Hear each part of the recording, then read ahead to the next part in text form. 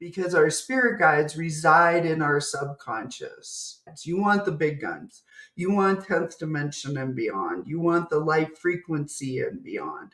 So when you bring something to the forefront of your consciousness, like you journal, you make a list, that's visualizing, that's using your consciousness, because when you do that, your spirit guides, it's kind of like they're watching a movie. They are watching, what is it that you are wanting, but they are going to make that happen for you, that supports your greatest and your highest good.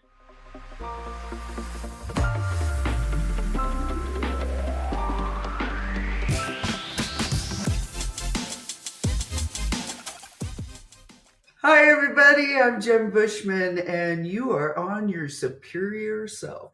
Jen, that was perfect. How are you doing today? I love your laugh, by the way. Thank you, sir. I'm doing well. Thank you for having me.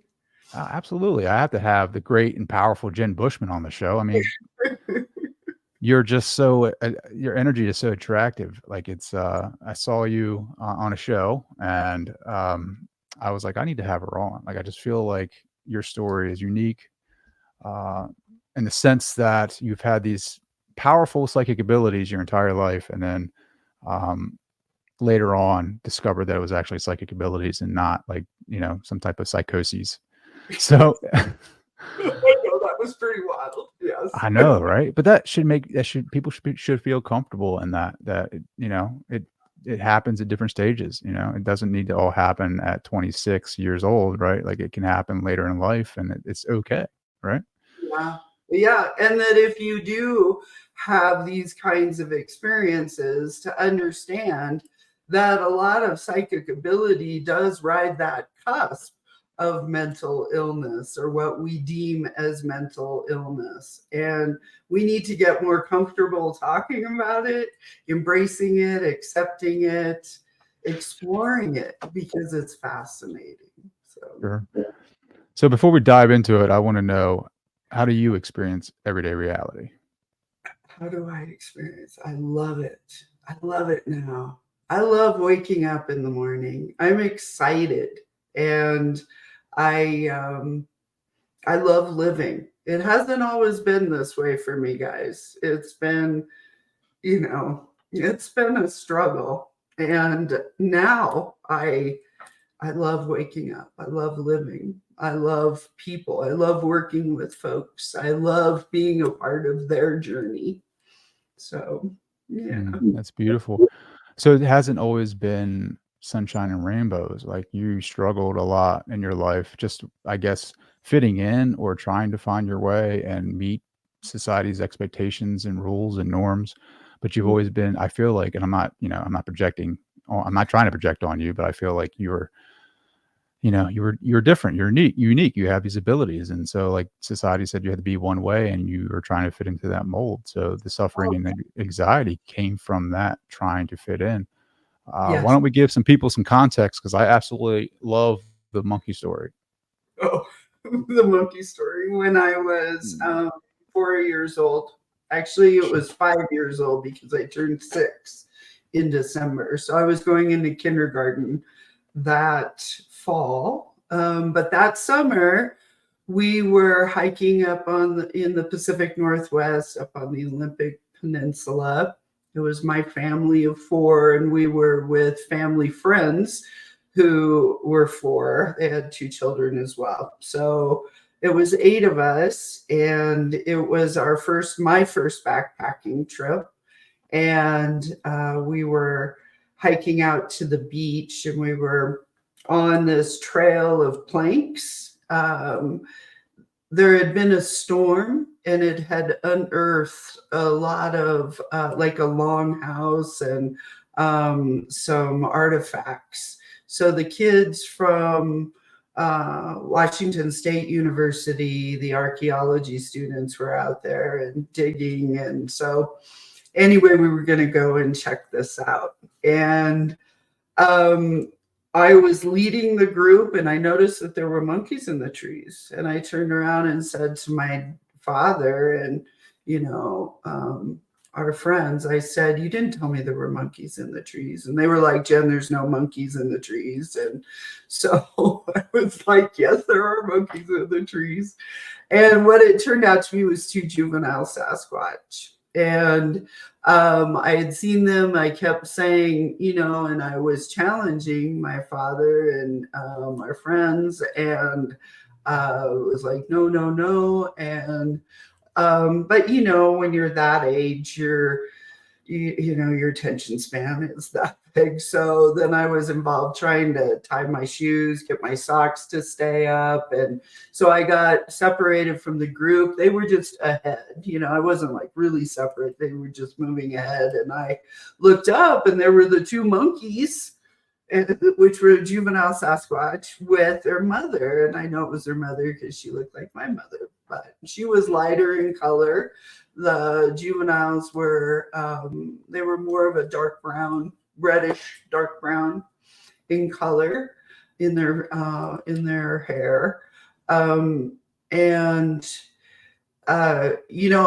wasn't afraid. To me, in my frame of reference, I didn't know what Sasquatch was, and to me, it was monkeys. That's how I related to them. They had, hair all over their bodies. So the mom told me to catch up to my group, but she did that telepathically.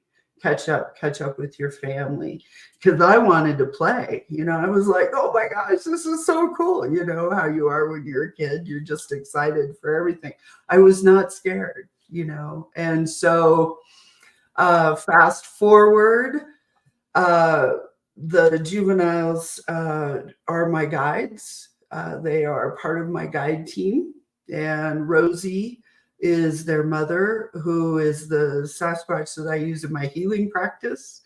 I also use Camus. So Sasquatch, it's a consciousness. They oversee us. They oversee our consciousness. They are part of that. They are part of watching over the earth, Gaia, our relationship with the earth. But they're responsible for overseeing a piece of our consciousness and how we work together. So they're an interdimensional ET race. So I always wondered how that works, like interdimensional. So do they still live on Earth, but just in different like sections of dimension? Very good. Yes. So they do live mostly out in the woods. They move. They live in caves. Caves are the most comfortable. They move through portals. You will also see them coming. If you see a craft, then shortly you may see a Sasquatch. Yeah. So yes, they do live interdimensionally. And here, what we experience as humans here is dimension 6 through 15. Our crossed over loved ones are in the 5th. We are in the 3rd here, in the 3rd dimension. But they move interdimensionally, and they are in different levels. Like Camus is a 25th dimensional Sasquatch elder. Rosie is in the 16th dimension. So yeah, I can't believe I'm talking about Sasquatch right now. I've never really talked about It's pretty wild, and it's wild to do with a straight face, right? I mean, like I'm being very serious about Sasquatch, but I can't lie to you. Like this is the first time I've actually had a conversation about Sasquatch in a sense that someone has experienced that. Yeah. Is the picture that is very popular, is that an accurate description of like a Sasquatch? Mm-hmm. Yeah, there are different species within, or varieties. I guess that there's ancient ones. They look more humanoid, but they're still covered with hair. They'll have that flat front and like no neck. They are not a descendant of monkeys. They are an ET race. Think of Chewbacca in Star Wars. There you go. I just saw Chewbacca. I was wondering, like, is that really Chewbacca? We went to Disneyland with the family last week in our vacation, and Chewie Yeah. walked past us. It's funny. It's like, were they onto something in that? Like he's Mhm. almost 8 foot, 6 foot, 7 foot tall, and he's this being, right? And yeah, I always wonder about that. Like if movies are like giving us little hints, towards different races of species, like in ET and Star Wars and different movies with those sci-fi themes. I wonder if Mhm. they're towards something. Yeah. Well, I've heard that, Avatar was a channeled movie for Mark Turris. Really, I So, didn't hear that. yeah. Wow. So, Interesting. Yeah. I mean, I'm learning a lot, right? Like just in my spiritual evolution of like not to be so limited in my beliefs to where I close things off, opportunities off, because the humanoid mind wants to do that. They think that God is like a human, an old man sitting up there like a god daddy sitting there judging every single one of us. And to think that God is a man, I mean, that's just such a. It's like if a cow, could write and draw, wouldn't they draw God as a cow? So it's like, I mean, so to think that I just don't think we have a really good grasp of what it is. I think right. the capacity in the human mind is just limited to fully understanding what the universe is, right? Yeah, Um, very good, to bring that up because, I mean, it shows you like how Hollywood, you know, injects, the government fear. We laugh at Sasquatch. We laugh at ETs. We laugh at people that believe, in ET. Like me, I seriously have a relationship with Sasquatch, and that it just shows you it's wonderful how we are growing beyond that. Like folks are realizing that it is possible that all of the stuff that maybe we laughed at or you didn't think was possible really is sure, possible. And 100%. I agree with you 100%. it's cool that Um, you're looking at that, Trey. Yeah, I mean, I haven't seen old Sasquatch walking in the backyard, but I mean, I'm also looking at the stars more because of the UFO and UAP phenomena that's been happening. So, I mean, like, I feel like I've had experiences where I've made these intentions out loud to the universe, and it's shown me evidence of things that have happened that I've never seen before. So, that's how small my mind was, and now that I allow, I step back and I think that I'm growing my capacity to understand more what this place. I think truth is stranger than fiction. You know what I mean? Like I think we just have no clue. We've just been so programmed to think that everything everyone is living in this white picket fence, you know, cookie cutter house and paying their bills on time and loving life and living like we see on movies is total fallacy. I think everyone has their own worlds of reality, and the way that I experience reality is totally different than yours. And I think that's the mystery. I think just I'm so fascinated with trying to understand your reality because it's like there are some differences. You know what I mean? Yeah. Yeah. I mean, Sasquatch. That's got to be interesting to be able to have that conversation and have a spirit guide that is actually there with you on a different level or different dimension, and but being able to still watch over you. And you have Mhm. no, like, I don't know. I'm sure I have spirit guides. That's what I've been told, but I don't see them. And I'm sure Mhm. they're watching over me. But the fact that they're there watching over me makes it, makes some of the suffering a little bit tolerable, if that makes sense. Exactly. And yes, we all have spirit guides, and you can develop a relationship with them. Hmm. How do you strengthen that relationship? Because I know you get asked this question all the time. Yeah, well, I have a ritual that I do. I share with folks that I came up with, and it's based on Danielle McKinnon's work from the Soul Contracts book. It's called The Six Calls. I highly recommend it. But I created this kind of meditation, and I lead a soul contracts class where I help people and I help folks in my coaching and mentorship to strengthen their relationship, to build a relationship, to learn how to do it, how to recognize it. Because you know, it's just something that we don't teach. It's not something that we really talk about and teach in school, or that, you know, this is a whole area of our world that is pretty new, that we are all powerful. We all have the ability to develop a relationship with our guides, to learn how to do that, to learn how to recognize when they are working in your life, that you are just as powerful as maybe that psychic you're watching on YouTube, or somebody you have seen on TV or that you really revere.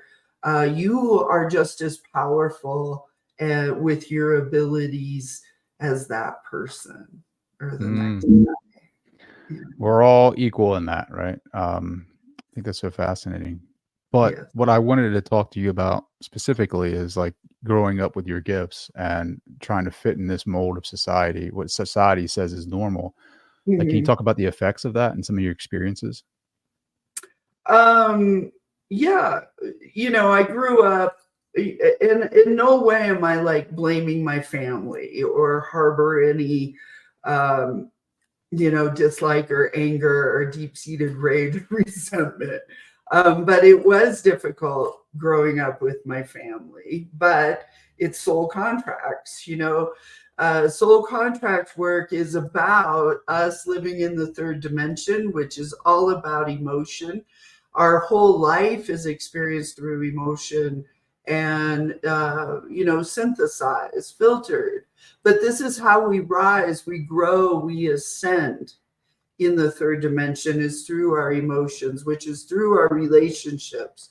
Therefore, relationships are frequency. All of the experiences that we have do leave a little bit of an imprint on our soul.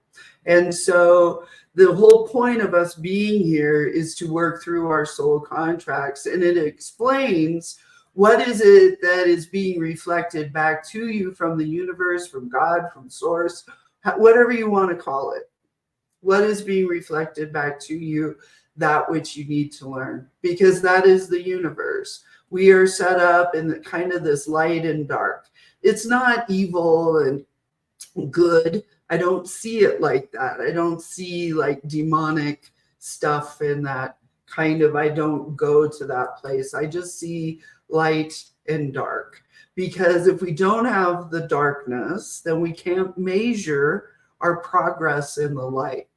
So getting back to my family, so it's not like I harbor any, I don't hold any anger or rage, or I did, you know, but I do not now, because I understand what it is that was being reflected back to me in these relationships, in all the relationships that I've had throughout my life, but especially with my primary caregivers. You know, what is it that, and it highlights the biggest soul contract that I have, which is I'm not enough. And they did a very good job at reflecting that back to me. So, but I'm not saying like I dislike the members of my family. So, but that you know, I was a very depressed kid. I mean, I was a happy kid at a young age, but in my teenage years, I was very depressed and very, you know, whatever I did, it was never enough, is what I felt inside. And so, you know, consequently, I was pretty suicidal, and I had suicide attempts. And I had one when I was 19, and I met my spirit guide. I didn't realize it then, but that was Pink.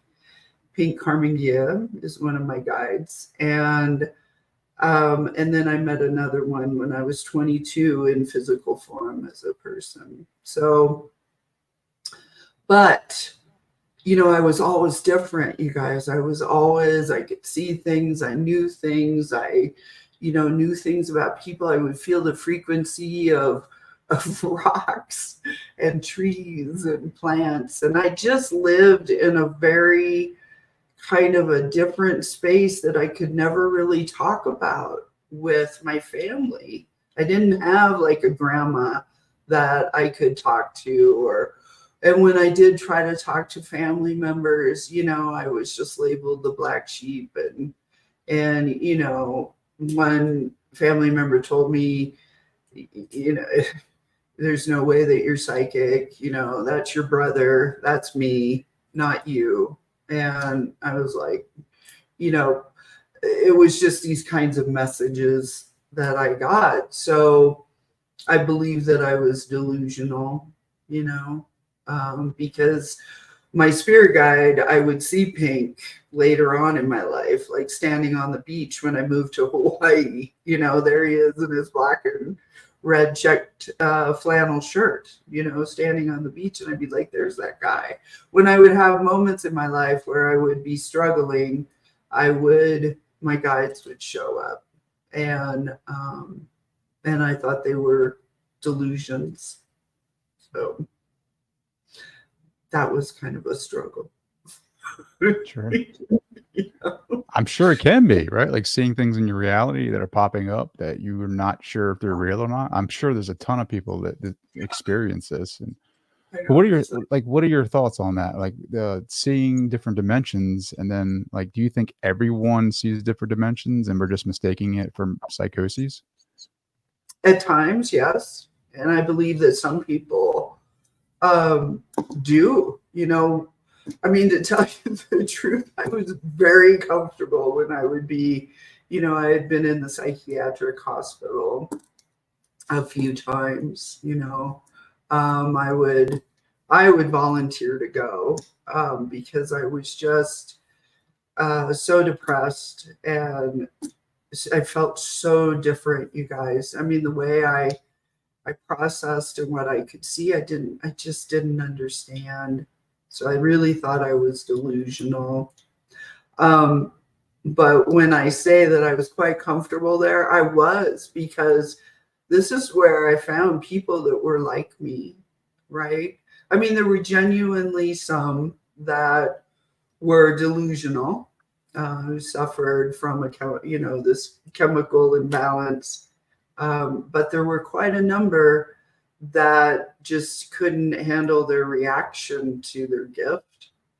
And there is this whole piece, and thank goodness I met a nurse practitioner in my 50s, and I was once again kind of going down the rabbit hole of things were really in my face, and my guides, and I was like trying to understand what all this was, because as we age, the veil thins. It's kind of like we are brain wiped in order to come here and have this third dimensional experience. But as we age, it kind of like the brain wiping wears off, and you start to remember who you are and what it's like in other incarnations, in other dimensions. So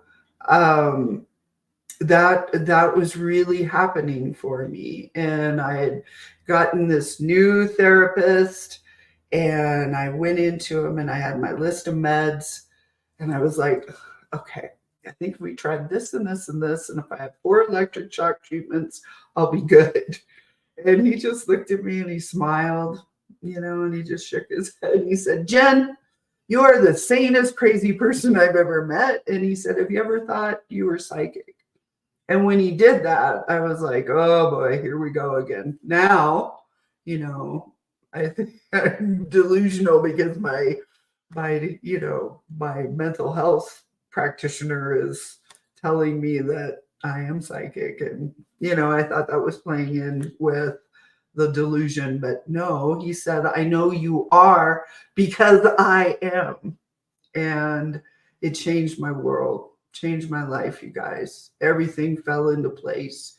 Those sessions turned into coaching sessions, explaining to me, because when I would say, well, when I see this and this and this, he'd say, yeah, because you're able to da da da da da. And so it was wonderful. It was like my whole world shifted. And he was like see what a gift this is. I love that. To move humanity along. Not that, we go to a psychic for fortune telling, like, am I going to fall in love? And am I going to win $1 million? That kind of thing. That's cool. Yeah, it's cool. You can run into psychics that can do that kind of thing. But I'm just really into moving our spirit along, That's so beautiful. And thank you for sharing that story. I know it can be tough, but there's a lot of people that are going to benefit from that. And not just from being psychic, but just telling your story and, authentically telling your story and allowing that to resonate with people, because people's journeys, they are difficult. There is suffering here. And you can find comfort in listening to someone who is going through something similar to what you are, just not fitting in, not fitting into the status quo. Right. But to be brave and to really search for your way. And it's not always easy, because a lot of people, we've evolved to comply. We've evolved to go with the flow because of conditioning, and we're just afraid to be ostracized, because in the days in the past, that meant death, right? If you're not in the circle, then you're finding food on your own and you're living on your own. And most people didn't live long doing that. It was only through numbers that you survive. And so that programming is still very deep in our genetic makeup. And when I feel it all the time. Like when I go to work and I start, someone finds out, like, an episode they just released or something like that, and they're like, "Hey, Trey, man, what was that about?" I'm like, "You saw that, man?" But you got to be brave and push forward, because again, the hero's journey is realizing that the status quo isn't necessarily the entire truth, and the truth that matters is your own, and it's up to you to find what your truth is. So thank you for sharing that. You're very welcome. Very welcome. Yeah, I was in the wine world, I was doing, work. I, thought I should be a doctor. Thought I should be this. My family, they saw my aptitude for math and science and, going in this direction, that direction. But I could never finish anything. One, because I was not enough. That was, the contract I was running around with. And therefore, the seed thoughts of trying to be perfect in order to gain approval from others, or that I depended on what others thought of me to determine my worth.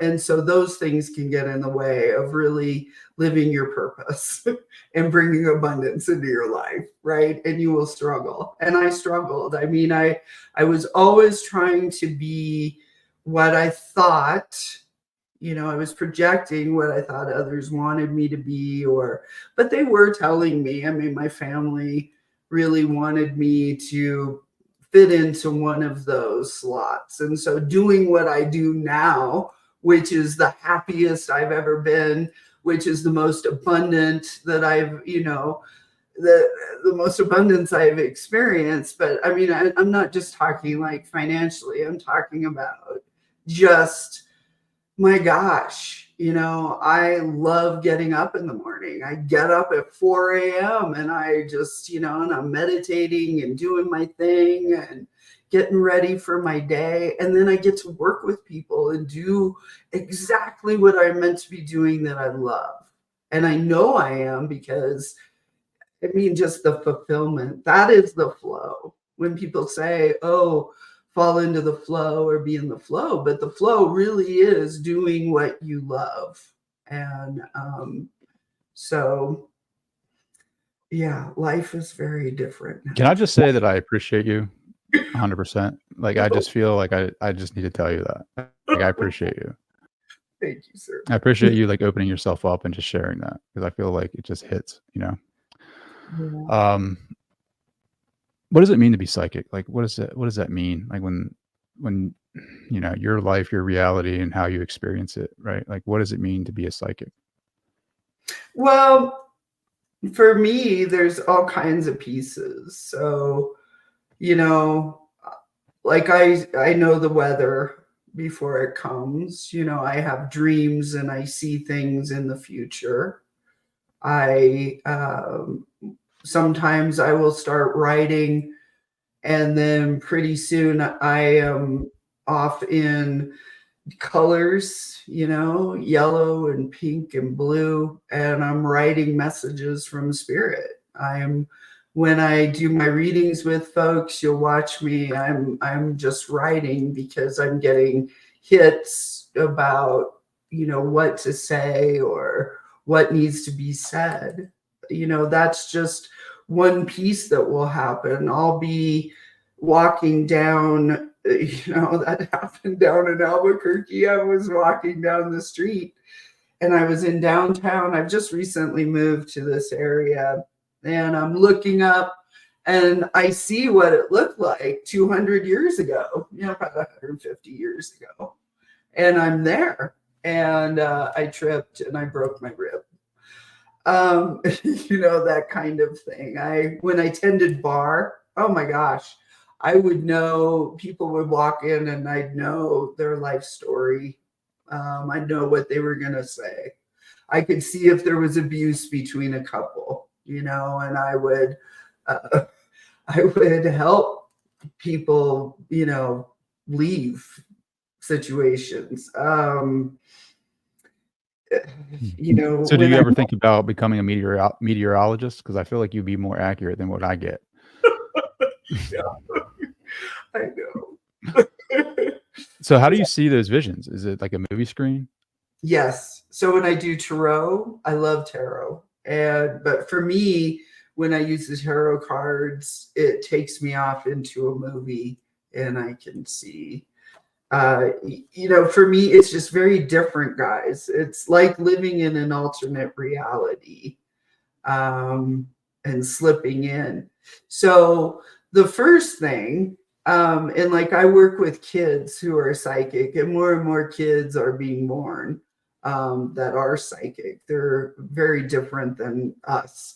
And it's managing your reaction to your gift. It's very scary to have grandma call up and talk to you on the phone and she's on the other side, right? Or to see somebody in the room that you don't recognize, or that a storm is coming, but you feel the vibrations in your body. These are things that I experienced as a kid. I had nobody to, coach me. So, but that's, it's kind of cool to be able to do that with kids now to help them manage their reaction. So that's kind of the first part, you guys, is manage your reaction to your abilities. But it will happen to a lot of us, different things, Sure. Slipping and seeing, feeling, hearing.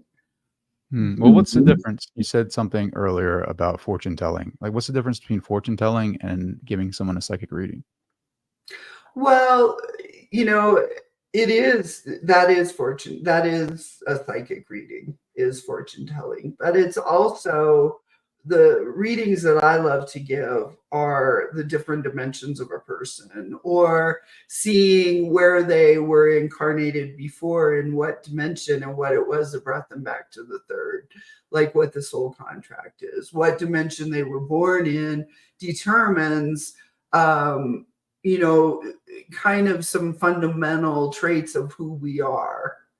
I like moving a person's soul along here. I mean, I know mediumship is cool, and, people are into past life regression, and all of these things can be a really cool part of your spiritual growth, like bringing in someone and you need to button up a relationship, or you need closure, and a message is helpful to help you move on. Or, doing a past life regression is cool to see where you were before, but it's cool if that if that person can lead you to the sun or lead you to source and say, okay, what was it that you were to learn about that lifetime, and then see how it relates to now. I feel like, what I witness is folks, we're all, it all works. It all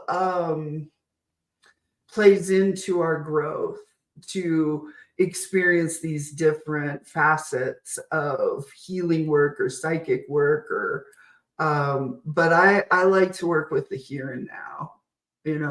Let's work with your soul right here, right now, and retrieve you right here, right now.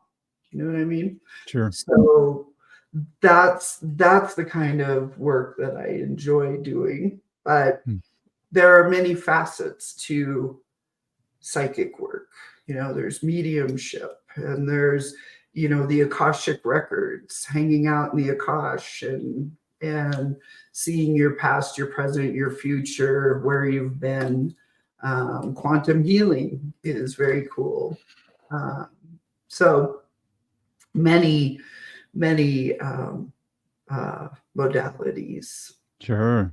I always wonder, like, is it the psychic seeing the future probability, or is it the psychic telling us what is possible and us believing it and then collapsing that, if that makes sense?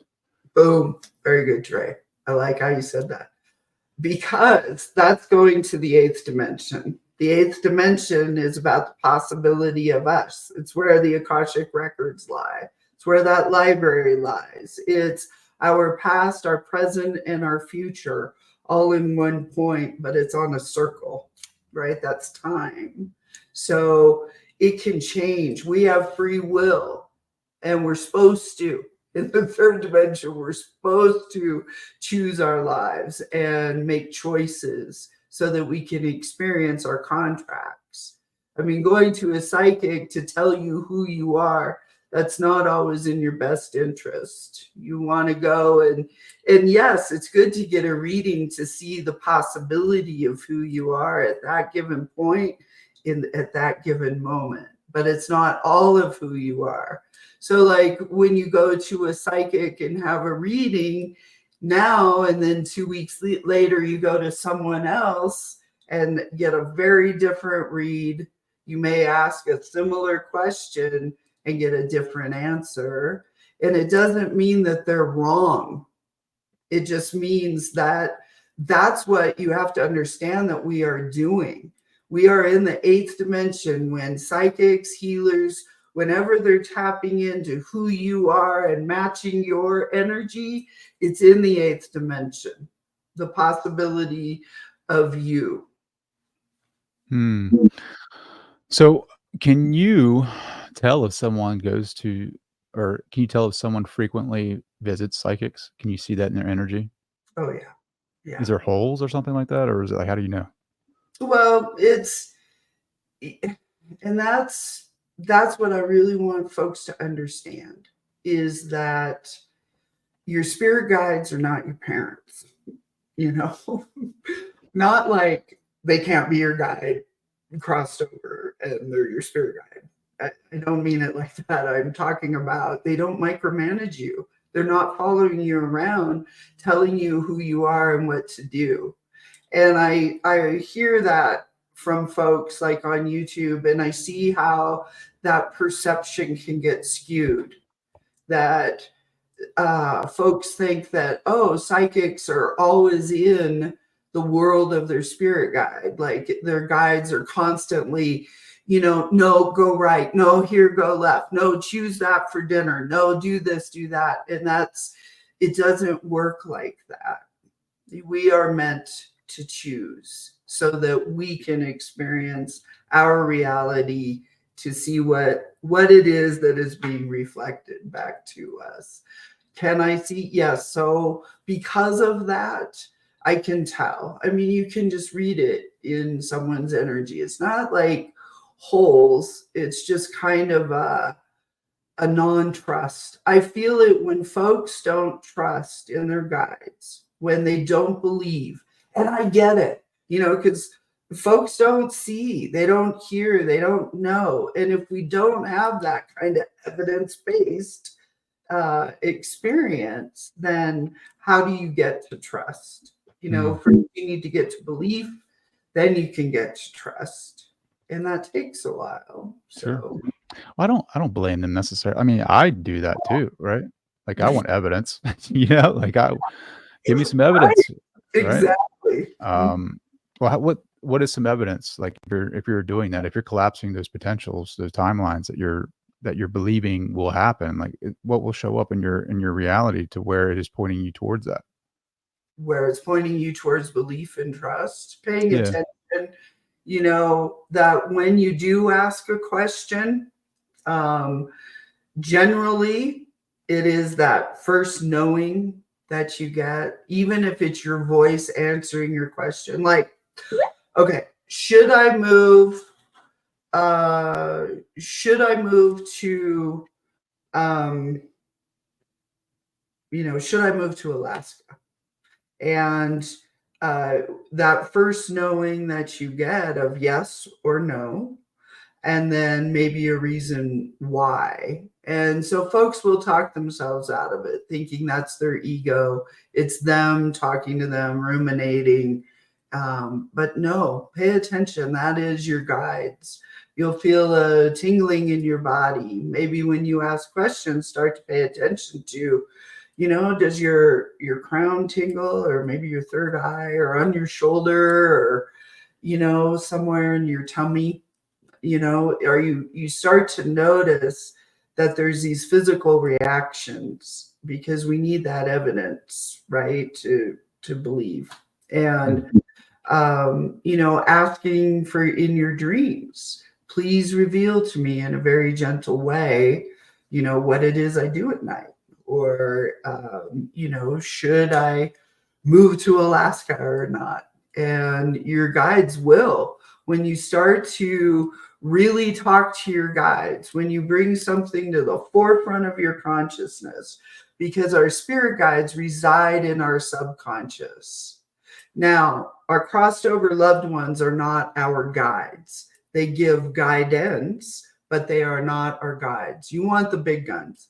You want 10th dimension and beyond. You want the light frequency and beyond. That's where those guides reside, is in our subconscious. So when you bring something to the forefront of your consciousness, like you journal, you make a list, when you visualize, like if you are wanting to build a home and you have a certain area that you want to move to, see yourself driving up. Every time you drive into your driveway of your home, see yourself driving in the driveway of the home that you want to build, or you want to buy, or that's your dream home. That's visualizing. That's using your consciousness, because when you do that, your spirit guides, it's kind of like they're watching a movie. They are watching, what is it that you are wanting, but they are going to make that happen for you, that supports your greatest and your highest good. I love that. I always wondered about what the mechanism is. Like, what is it about the visualization plus the emotion, like that gives it that much power and energy, right? Like I always wondered why, Yeah, see, that's why. And that's kind of a thing, right? Vision boards. Vision boards. Remember when vision boards were a thing, and everybody's got that, you've got the house that you want on the fridge and the car you want, and you've got your vision board going. And access consciousness is a thing. What energy, space, and consciousness can me and my body be, that I clear all residue of fear with total ease. Anything that does not support that times a godzillion, destroy and uncreate it all. Right, wrong, good, bad, pod, poc, all nine shorts, boys, and beyond. That's using your consciousness. The the meditation that I created, that I lead in the soul contracts class and I teach to people, it is accessing your consciousness because you are visualizing. The more you can visualize, the more that your spirit guides see. But the thing is, you're not going to always get exactly what you want. Your guides are they're always reshaping your environment to match your greatest and highest good, but they're going to bring in the energies, the experiences, the people that will support your greatest and highest good. So, it's that old adage, you're not always going to get what you want, but you'll get what you need. But I feel like yeah, for sure, 100%. I feel like as you evolve spiritually, like things fall off that vision board. Like you know what I mean? Because you create that vision board with these expectations or maybe from the status quo wants and needs, and it's not really yours. And then as you evolve consciously, spiritually, like those things start falling off because it's like, well, those things aren't going to give me the happiness and joy that I want. It's Right. totally the experience. I want this type of experience. And so like you start developing this different relationship. You start, depending upon what it is that you're doing, meditation, breath work, whatever, like you start evolving differently. You're changing your physiologic, like your reactions to things.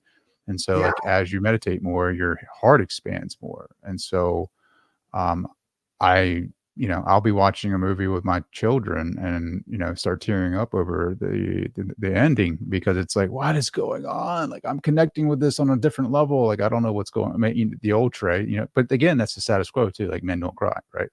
Right. Um, Yeah. then it's just like, I did some research in psychology and I did a paper on like meditation and its effects on um, our emotional responses to things. And it definitely makes you more sensitive in different moments. And which is fascinating to me. It's like, what about meditation that opens the heart?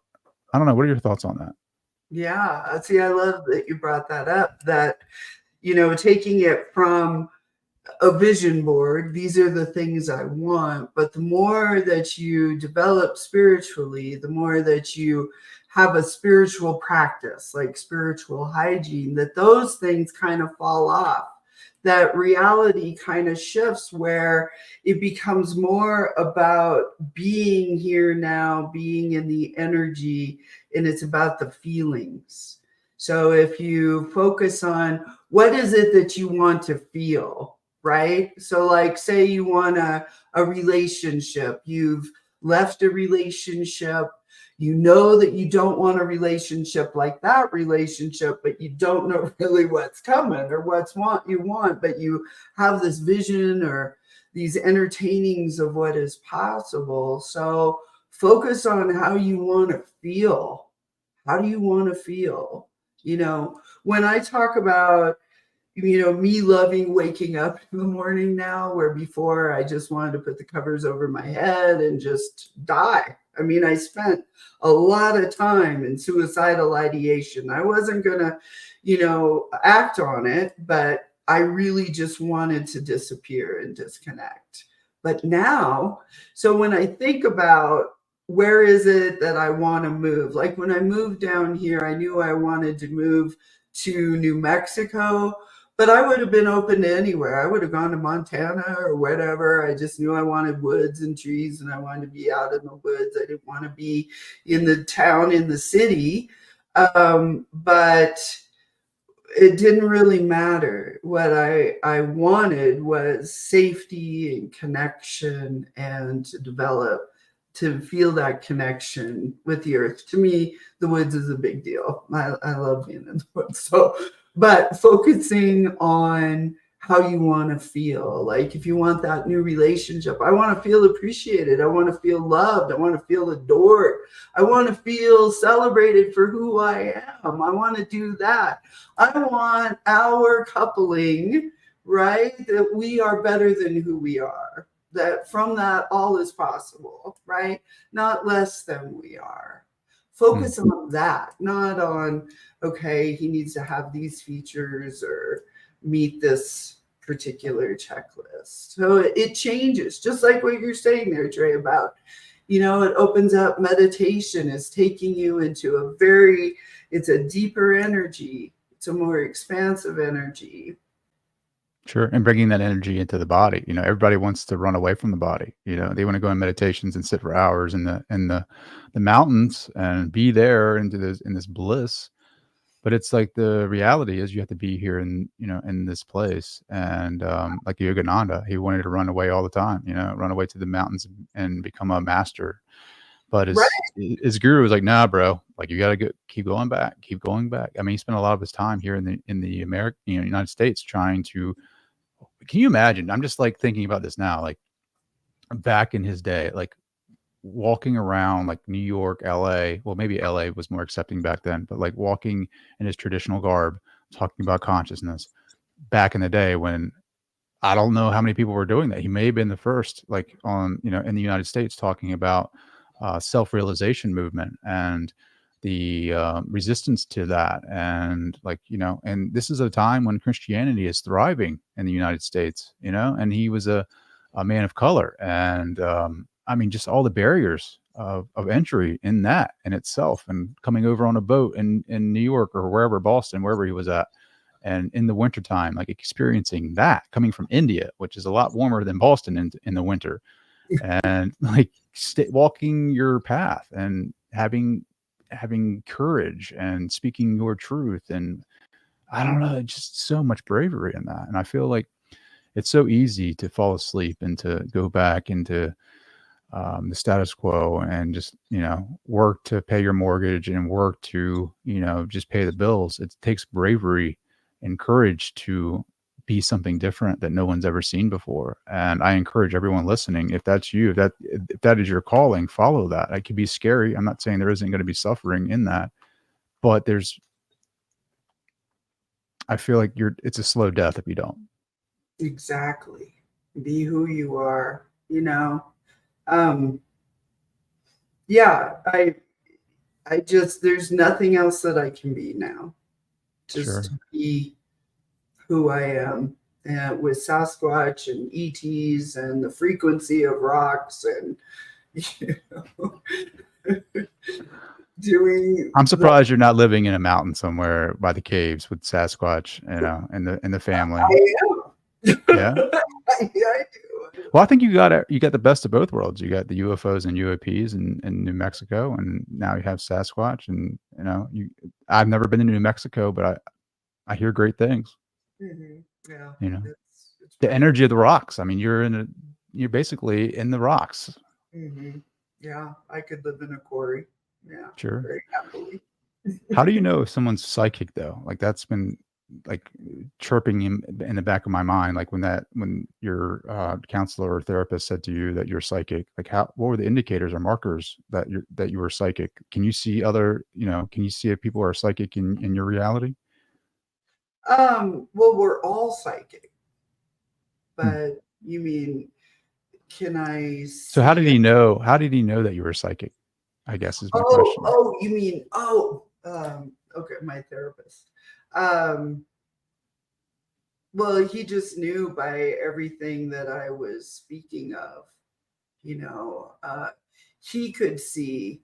He was pretty amazing how he could see what I was seeing and was able to confirm. But like when I'm with folks and like if I'm doing a reading, Pink will be right here and saying, oh, they're very wide open. The channel is open. The channel is open this way, that way. They're able to see this and that, my guides are essentially telling me that how open somebody is. I mean, that's the way I see it. I see all of us are an open channel, like a channel of light comes into us.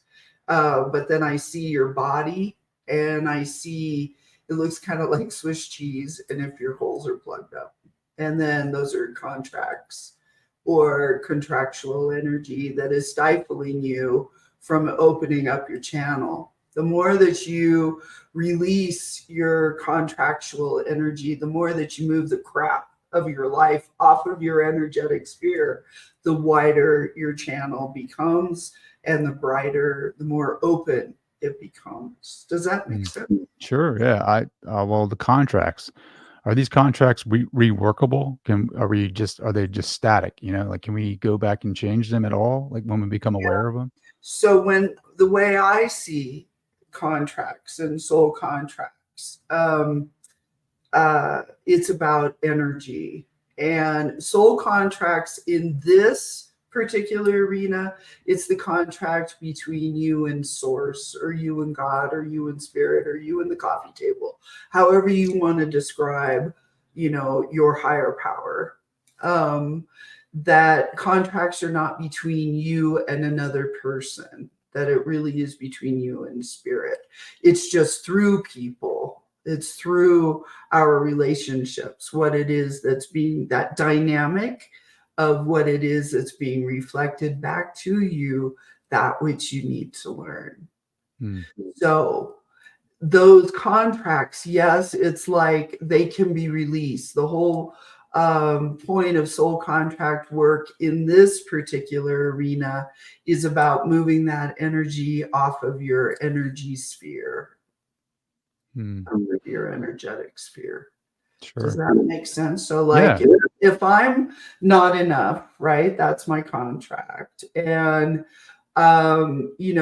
with my father, I mean, I could never do enough, like when I would play sports, it was never enough. When I was in the youth symphony, it was never enough. When I would get a grade, why isn't it an A plus? You know what I mean?